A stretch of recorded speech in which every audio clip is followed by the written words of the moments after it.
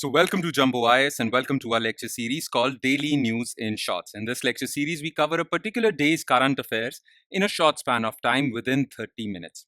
The idea behind this lecture series is that we want you to cover your current affairs on a daily basis, but we don't want you to spend your entire day just covering current affairs because you need time for covering other parts of your UPSC syllabus like polity, geography, history, economy, and others. So therefore, through this lecture series, you'll be able to cover your entire day's current affairs within 30 minutes. Okay.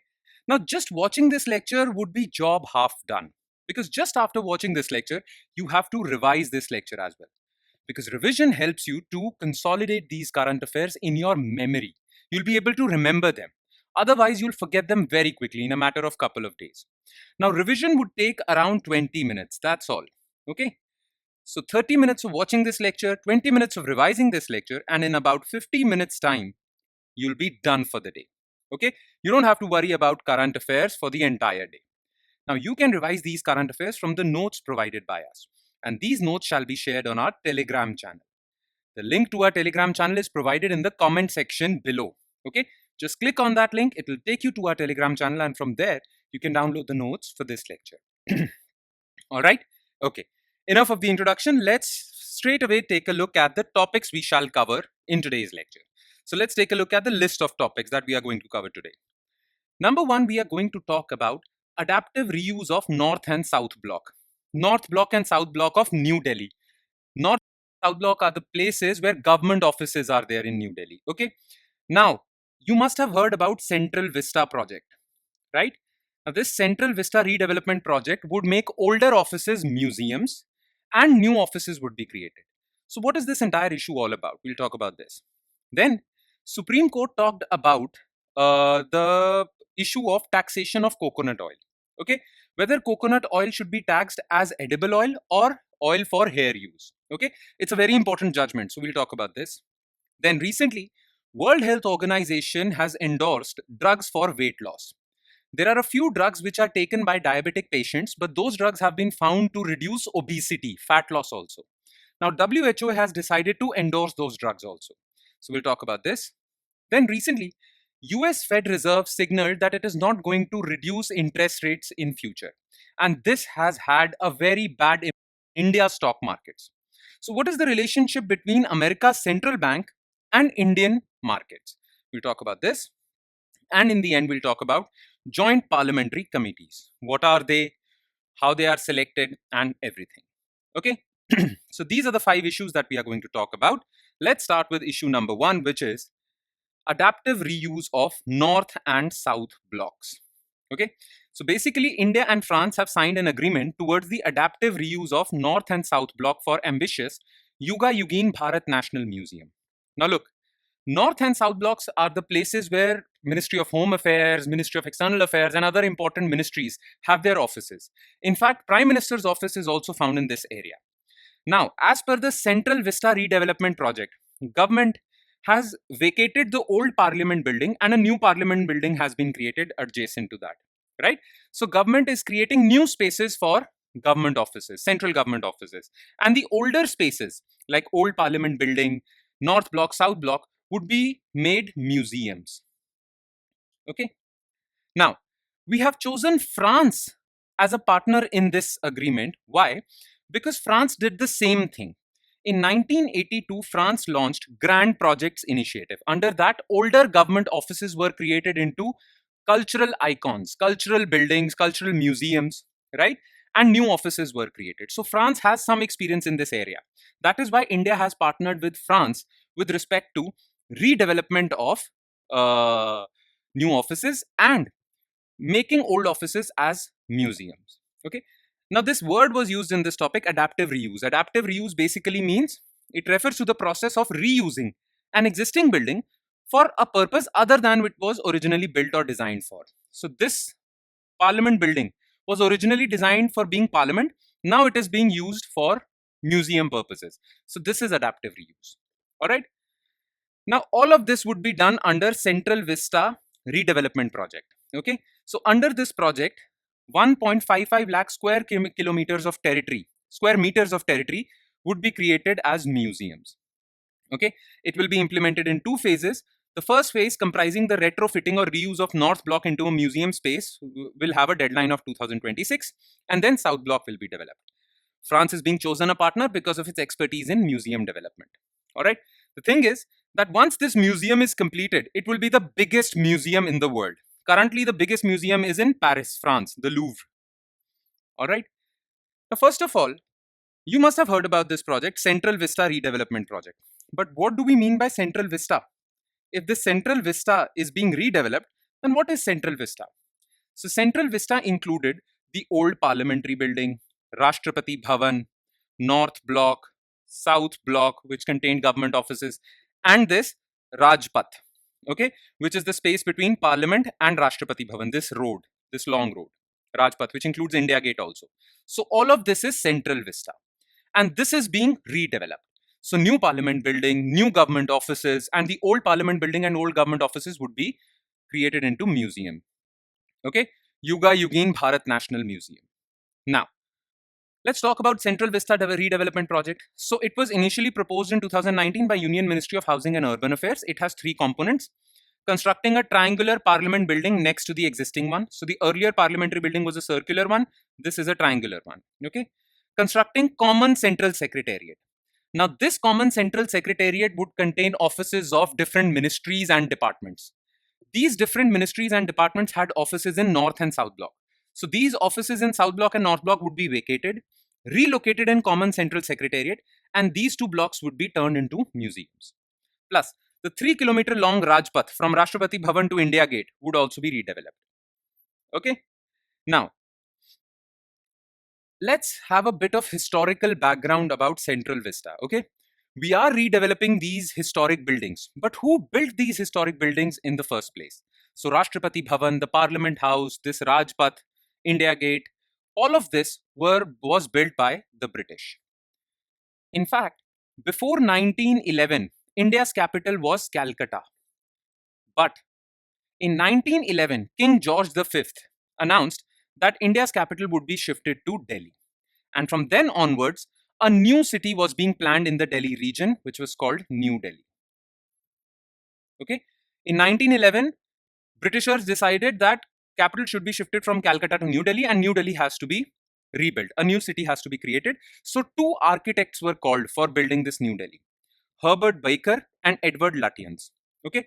Herbert Baker was a architect who created the capital complex in Pretoria, which is in South Africa. Okay, so capital complex of South Africa, Pretoria, Herbert Baker made that. He was called, and Edward Lutyens was called. He was also an architect. Okay, Parliament House building was designed by both Lutyens and Baker. Rashtrapati by Lutyens, Secretariat by Baker. So all this New Delhi city, the big New Delhi city which houses India's central government, was developed by British, and these were the two key architects. I have mentioned this background because I wanted you to know about a bit of history. Okay, also. All right. Let's shift our focus to second topic of the day, which is Supreme Court on taxing coconut oil. Now look, this is very important. The debate was going on with respect to the usage of coconut oil. Should coconut oil be considered a hair oil, or it should be considered an edible oil which is used in food? Okay, because this classification is important. Now you might think that how does it even matter? Coconut oil is used both in hair and in cooking. So how does it even matter? Well, the thing is, it matters for GST collection, because if it is classified as hair oil, then 18% GST is levied on it. If it is classified as a food product, then 5% GST is levied on it. Okay. Now, the problem with coconut oil is it can be used in both cases, right? So earlier, what the government decided was, the GST department decided was that coconut oil in big packaging would be considered edible oil. Okay, and 5% GST would be levied on it. But coconut oil in small sachets, 10 ml, 5 ml sachets, small sachets, would be considered as hair oil because these are sold as hair oil. So 18% GST would be levied. So coconut oil sold in small sachets, 18%. Coconut oil sold in big bottles, 5%. Okay. Now, the companies launched a case in Supreme Court saying that only 5% be levied on it because it is an edible oil. If it is used for hair, that's a different story, but it should be taxed at 5%. And so the question went to Supreme Court. All right. Now, to understand this issue in more detail, you need to know about how coconut oil was taxed even before GST. Because you see, GST came in 2017. So what was the taxation system before GST also? Okay. So before 2017, GST regime was implemented. Provisions of Central Excise Tariff Act were applied to coconut oil. So excise duty was applied on coconut oil instead of GST. That is before GST. Now, coconut oil was included in Section 3 of this act, which meant it was considered edible oil and 8% GST was applied. But the excise department said that coconut oil in small sachets would be included in Section 6, which deals with hair oils, and 18% excise duty would be applied.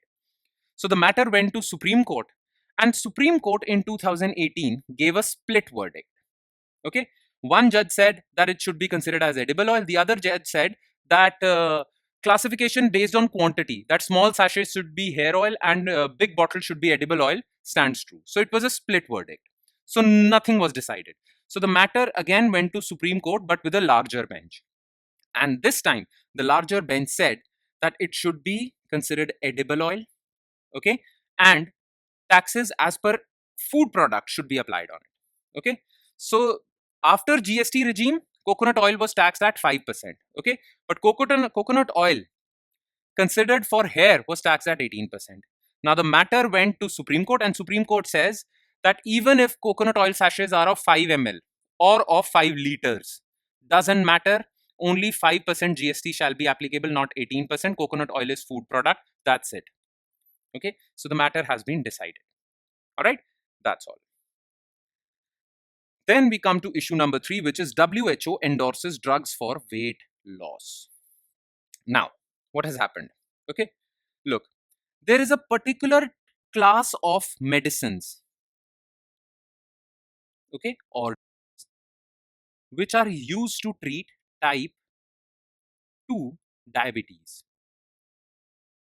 Okay, these class of medicines are called GLP-1 receptor agonists.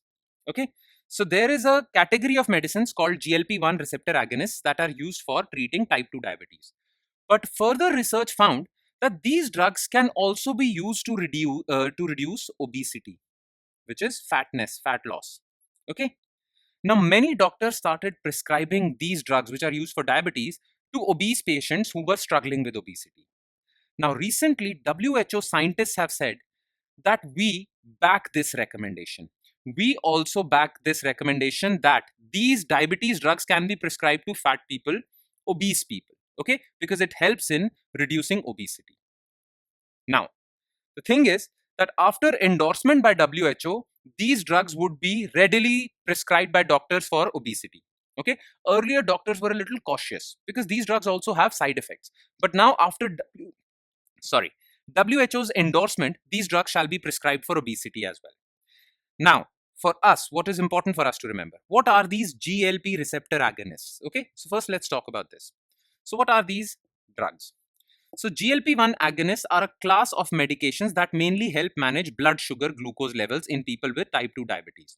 But some GLP-1 agonists can also help treat obesity. Now, why do these drugs are named? Why are these drugs called GLP-1? The thing is that GLP-1 basically is a hormone produced in our small intestines. Okay. Now, what this hormone does is, when our small intestines produce this hormone, it actually encourages secretion of insulin. Now, insulin helps in reducing blood sugar levels. Okay. Plus, this hormone also blocks the production of glucagon. So, it stops the production of glucagon. Now, glucagon is a hormone that is used to increase blood sugar levels. So, insulin reduces blood sugar levels, glucagon increases blood sugar levels. Now, what GLP-1 does is, GLP-1 basically increases insulin production and blocks glucagon production. So, your blood sugar levels decline and you're treated for type 2 diabetes. Okay, that's what diabetes is, blood sugar levels. Another important thing that GLP-1 does is that GLP-1 gives a signal to your brain. And what is that signal? That signal is that you are not hungry. Okay. So whenever your hunger is satiated, you have had food. Small intestines produce GLP-1, which gives you a feeling of satiated, and it makes you feel that you're not hungry anymore. Okay, so GLP-1 helps to reduce your hunger levels also. Now, GLP-1 agonists, these medications actually mimic this hormone. So if your small intestines are not producing this hormone, you can take these drugs. It would mimic the action of GLP-1 hormone and would make you feel not hungry and would also reduce your blood sugar levels. Therefore, you would not eat more and your obesity would get treated. Okay. Now, what is the significance of this endorsement by WHO? You see, there are already GLP-1 drugs which are prescribed for treating diabetes. Okay. These drugs are called semaglutide. Now, already people are given semaglutide. Now, the company that developed semaglutide took a patent for this drug. Okay. Now, what do we mean by patent? That for the next 20 years, only this company has the right to produce semaglutide and no other company can produce semaglutide. Now, the thing is that this patent is about to expire. Once it expires, then all the other companies can produce semaglutide. The medicines that other companies would produce after the expiry of patent would be called generic medicines. Okay. So its patent is about to expire. So now countries like India and Brazil are gearing up. Indian pharmaceutical companies are gearing up for bioequivalence trials. Bioequivalence trials are those trials which prove that generic medicines do the same job as branded medicines, patented medicines. Okay. So Indian companies are ready to produce generic versions of semaglutide because they know that once WHO endorses them, then everyone would be taking this drug to reduce obesity. All right. Already obesity is a big problem in many countries. Okay. So that is the whole reason for that. Okay. Now, WHO says that we are endorsing this drug, no doubt, but there are a few risks also. Okay. It shouldn't be taken by everyone. There are some risks. First of all, there are some side effects. Overconsumption of these drugs can cause gastroparesis, that is stomach paralysis, pancreatitis, inflamed pancreas, and thyroid cancer. So you should be careful. Only consume this drug when a doctor prescribes you. Then people might get addicted to this drug. So when they consume this drug, they are thin. But once they leave this drug, they become fat again. So people would be addicted to this drug for life. That is a problem. Plus, because this drug is expensive to make, there is a lot of demand and there is not much supply. You will find duplicate products also, which is again a problem. So these are the risks that WHO has pointed out. So you should be careful. All right. Then next is US Fed signals slower rate cuts. Now recently US Fed Reserve reduced interest rates in USA. But side by side it said that in future we would be very slow to reduce interest rates. Okay. Now when any central bank of a country is not basically is not inclined towards reducing interest rates, it is called a hawkish stance. And when it is readily reducing interest rates, it is called a dovish stance. So US Fed Reserve has said that we are going to apply hawkish stance. We won't reduce interest rates readily. Now with this announcement, Indian stock markets and stock markets of other developing countries fell dramatically. Sensex, Nifty fell dramatically. Now why? Why do US Fed rate or US Federal Reserve's announcements or interest rates in USA are such a big problem for India? Okay. So the impact on India of USA is hawkish stance. Hawkish stance means that USA will keep its interest rates high.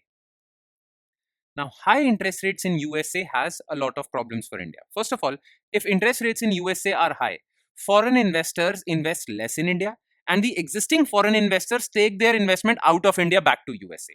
So there is capital flight. Now, when money is getting out of India, it weakens rupee vis-a-vis dollar. Currently, $1 has fallen down, has now become 85 rupees. Okay, rupee is falling down. It is because of this announcement. Plus, if interest rates are high in USA people or American citizens cannot borrow easily. So there would be shortage of money in USA because interest rates are high. If money shortage is high in USA, then demand in USA will decline. And low demand in USA is problem for Indian exports because our number one export destination is USA. So if people in USA have less money, less demand, it impacts our exports. Okay. And if rupee falls further, okay, then our imports become expensive. Let's suppose India imports crude oil, which is priced at $1. Earlier, India used to spend 80 rupees to buy $1 worth of crude oil. Now it will have to spend 85 rupees. So imports have become expensive. Inflation would increase in India. So it is because of these problems, Indian stock market fell, because everyone knows that high interest rates in USA creates so many problems for countries like India or developing countries. It leads to flying away of foreign investment, rupee falls, exports decline, imports become expensive, inflation happens. So that is the problem. All right. And now we'll move on to our last news item, which is Joint Parliamentary Committee. In the last lecture also we talked about parliamentary committees. So Joint Parliamentary Committee is something we'll talk about. Okay. Now recently Law Minister Arjun Ram Meghwal moved a motion in Parliament for referring bills related to one nation, one election to Joint Parliamentary Committee for further examination. So whenever bills are tabled in Parliament, they are referred to parliamentary committees for examination. So government has said that one nation, one election bills, as you all know that is currently going on, would be referred to Joint Parliamentary Committee, okay, for examination. Now this JP will have 21 members from Lok Sabha and 10 members from Rajya Sabha. The reason why it is called Joint Parliamentary Committee, the word joint over here means that it will have members from both houses of Parliament, Lok Sabha, Rajya Sabha. So 21 from Lok Sabha, 10 from Rajya Sabha. Plus, another meaning of the word joint is that it will have members from both government and opposition, so that it is examined in its entirety. All right. Now, what are JPCs? So, a joint parliamentary committee is set up by Parliament for special purpose, like detailed scrutiny of a subject or bill. It has members from both houses of Parliament and both ruling party and opposition. It is formed when an issue arises, and when it is completed, it is dissolved. JPC, how to set up a JPC? So, JPC can be only set up if one house passes a motion and the other house approves it. Okay. How would the members of this JPC would be selected? That is up to the Parliament. All right. Now, what is the mandate and powers of JPC? So, the mandate, that means what topics would this JPC discuss? Well, it completely depends on the motion. Along with the motion to form the JPC, a document called Terms of Reference is also moved. Now, this Terms of Reference actually points out the task for JPC. Okay, JPC will only perform these tasks. JPC can scrutinize documents, call for evidence from the government, and these are the powers and mandate of JPC. You can take a look. It is very easy to understand. Take a look at from the notes also. Okay, you can take a look at it from the notes as well. So we won't spend time discussing this. It's very easy to understand. You just have to read it. And with that, we conclude today's session. Thank you so much for watching, everyone. And please do not forget to revise this lecture. It is very important to revise this lecture because you'll forget this very quickly if you do not revise. Okay. On that note, I'll be signing off. Thank you so much, everyone.